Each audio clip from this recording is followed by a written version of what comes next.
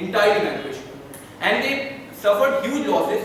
They went into a major depression. The Great Depression started in Germany after the First World War. There was massive unemployment, and as a result of that, it gave Hitler propaganda to wage war against the other European nations. In short, nationalism divides us on the basis of borders. The thing is, humanity is dying these days. It really is dying these days. Why are we dividing ourselves on the basis of borders? We didn't decide where we were going to be born. Suppose you were born in Pakistan, would you still abuse of Pakistan after that? You could have been born in Pakistan, and you could have been abusing someone that you care for today. We didn't decide where we were going to be born. See, the world is full of hatred, and it is our job to make it a better place. So let your love flow regardless of borders, race or religion. Thank you.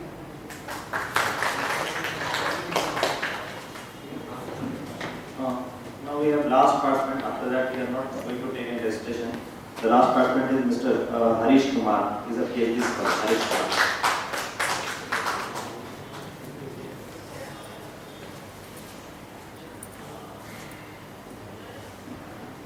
माननीय अध्यक्ष महोदय की अनुमति से प्रस्तुत विषय के विपक्ष में अपने विचार रखना चाहूँगा।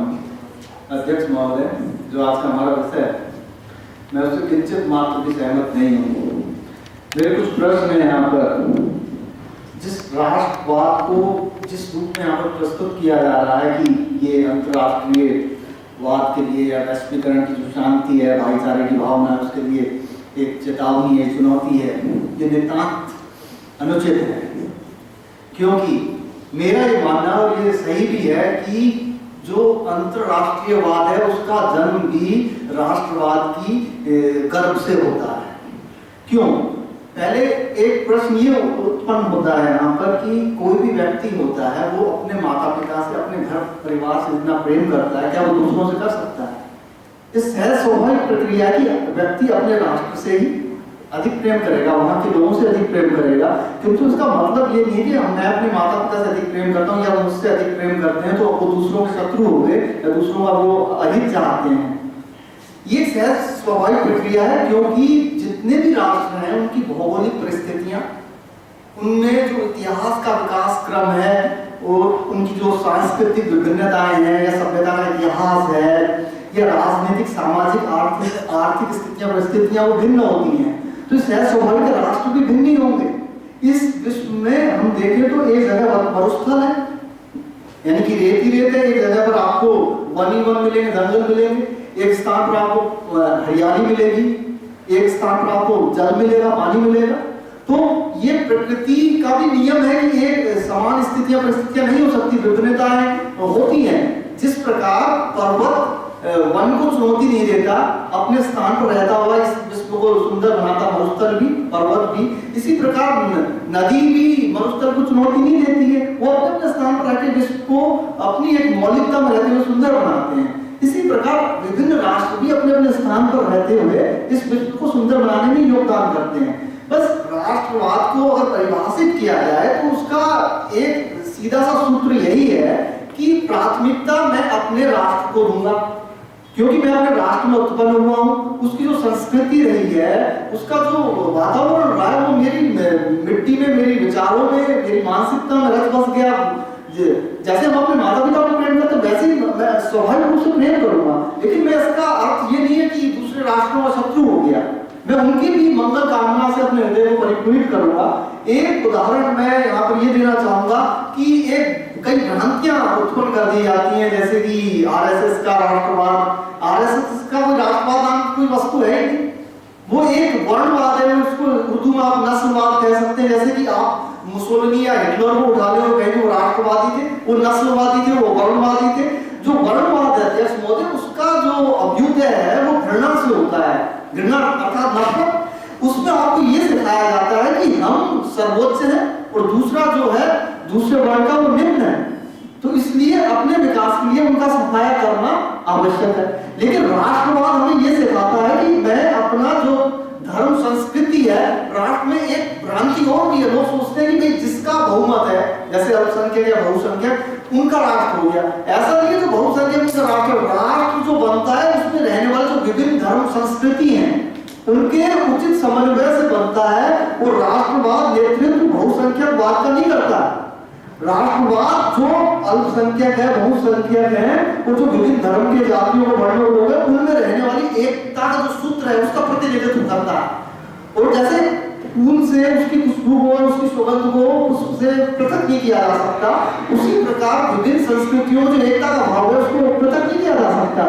अब मुसोलिनी और हिटलर का तो था वर्णवाद, लेकिन जो राष्ट्रवाद है वो प्रेम की भावना से और अपने देश और संस्कृति के प्रति एक सम्मान की भावना से उत्पन्न होता है। जब हम अपने लोगों से प्रेम करेंगे तो स्वाभाविक है दूसरों से भी प्रेम करेंगे, उनका हम आगे थोड़ी जाएंगे। तो ये हमें समझना चाहिए क्या स्थितियां प्रत्येक देश की जो भौगोलिक या राजनीतिक सामाजिक आर्थिक और सांस्कृतिक स्थितियां परिस्थितियां भिन्न होती, सभ्यता का इतिहास भिन्न होता है। तो ये अपने आप बनने वाली वस्तु है, ये ऊपर से कोई आरोपित वस्तु नहीं है, ये तो एक परम पुनीत पवित्र भावना है कि ये बलपूर्वक आपको सिखाया जा रहा है, ऐसा नहीं है। आदमी जहां पर भी रहता है वहां से उसको प्रेम हो जाता है। याद रखिए जो अपनों का नहीं हो सका, जो अपने घर का नहीं हो सका, दूसरे का क्या होगा। एक सच्चा राष्ट्रवादी ही एक सच्चा अंतरराष्ट्रीयवादी हो सकता है। मान लीजिए मैं अपने घर वालों के लिए, माता पिता के लिए, अपने भाई बहन के लिए कुछ नहीं कर सका तो दूसरों के लिए क्या करूंगा। बल्कि मेरा ये कहना है कि जो अंतरराष्ट्रीयवाद है वो राष्ट्रवाद के कारण ही उत्पन्न हो पाता है। क्योंकि जब एक स्थिति आप ये देखने का प्रयास करें यहाँ पर कि सब लोग जितने भी हैं कि जब प्रकृति ने इतनी विभिन्नताएं बनाई हैं, इस चीज को परिवर्तित नहीं कर सकते, सबका धर्म एक जैसा नहीं बना सकते, तो हम सबको एक विश्व को कैसे बना सकते। लेकिन इसका अर्थ केवल इतना ही है कि अपने अपने स्थान पर रहते हुए अपने हितों को, अपने राष्ट्र को प्राथमिकता देते हुए, दूसरों का अहित ना करते हुए, उनसे भी प्रेमपूर्ण मंगल कामनापूर्ण सहयोग का संबंध रखते हुए वो अपने राष्ट्र का विकास करें। और इसको कृपा करके जो मुसोलिनी का या आरएसएस का जो वर्णवाद है या नस्लवाद है जो कि तोड़ने का कार्य करता है, उससे तोड़ना नहीं चाहिए। राष्ट्रवाद एक नितांत परम पुनीत भावना है और ये सबको जोड़ने का विकास करती है। हृदय से स्वतः स्फूर्त, और जो हृदय से वस्तु उत्पन्न होती है उसमें प्रेम के अतिरिक्त और कुछ नहीं होता। थैंक यू, धन्यवाद। Mr. Harish Kumar. So this was the last participant, and here we come to the end of this event, the debate part. Competition. This topic was nationalism, a threat to global peace and brotherhood. Now, till the judges finalize the prizes. We'll discuss and do it. So, I will just say one thing before we do it. Okay. As per the regulations of this debate, the name of the participant should be decided, finalized before the debate starts, and not it should be included while this thing is going on. It becomes biased. So that was not correct.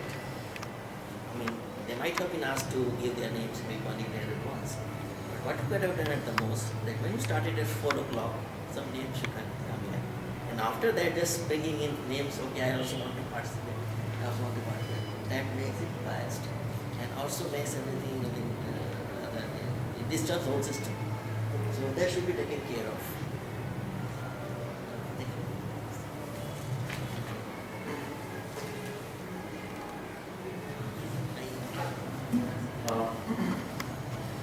Here the judges finalize the prizes. I just want to say something for a few minutes.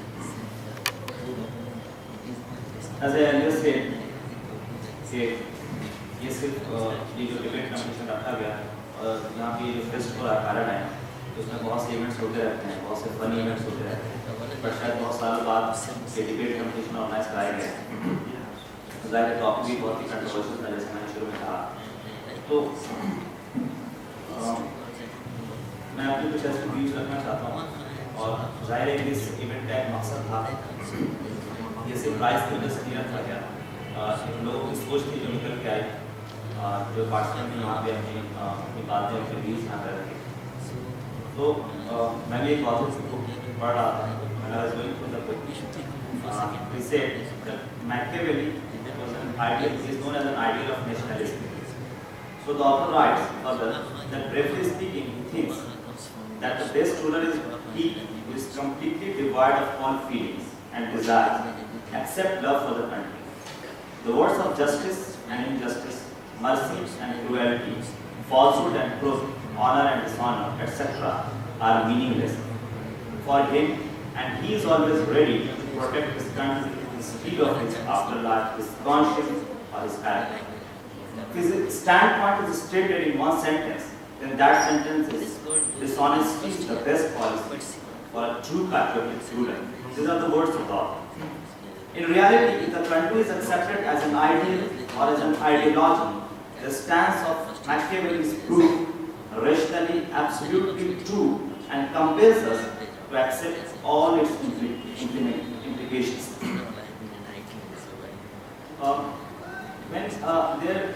When we talk about the justice and injustice, righteousness and falsehood, then we have to choose one. We can't go through the both. That I am standing with the justice as well as injustice. I am standing with the righteousness as well as falsehood. So you can't go through both. You have to choose one. You have to stand with one. That's why Jesus Christ declared that no one can serve two masters at the same time. In the same way, Allah subhanahu wa ta'ala in Quran says that Allah has not made for any man two hearts. So, as I earlier said in the beginning of the program, that there are a lot of questions, there are a lot of confusions regarding this, the term nationalism and the nationalism. There are a lot of questions to nationalism which are always put forward. Those questions I just want to say here that can they tell us as to what are the demands of human nature and how they can be met, or what is the purpose of man's life, and whether a national state satisfies this purpose or not? If yes, how? If evolution is a reality, what direction is being taken by it at human phase? Does the national state obstruct evolution or help it? If it helps, how does it so? Further, the author writes that if the unconscious earth is a reality and it is necessary to satisfy it properly, then what is its nature and how can it be correctly satisfied? Does the national state help in this satisfaction or oppose it? Is the reality of universe matter or mind? If it is mind, then what are the qualities of this mind? The creator of the universe? Does this mind distinguish between right and wrong or not? Does it have any purpose or will in the universe, or does it work without a purpose or aim? If it has any purpose, will or aim, then what is and should be its relation with the will and purpose of man? So there are a lot of questions regarding that, and I again remember the words of Allah subhanahu wa ta'ala to just say the various participants. Allah subhanahu wa ta'ala says in Quran, and meddle into nations and try that you may know each other, not that you may be despise each other. Verily, the most honored of you is that in the sight of Allah is He who is the most righteous of you. Surah Hujurat, ayat number 13.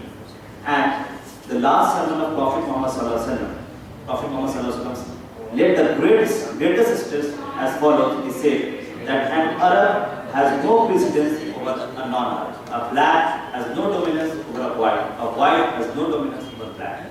So these were the views regarding the topic that nationalism is a threat to global peace and brotherhood. So this was the end of this completion of this particular event. Now we are waiting for the judges.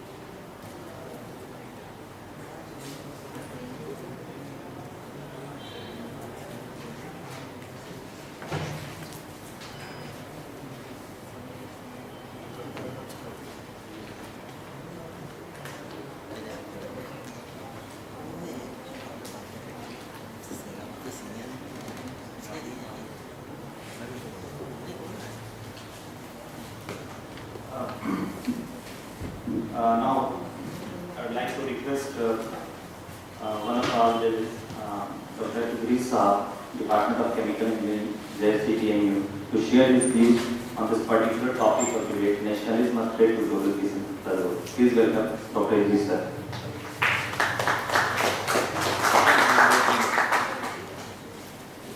I'm really very thankful that one of my students from third year chemical engineering gave me an opportunity to be a part of this debate, which we were appointed as sort of a judge.